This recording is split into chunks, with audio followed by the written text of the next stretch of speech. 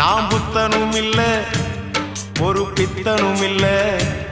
இந்த தத்துவத்தை சொல்ல நானும் சித்தனும் இல்ல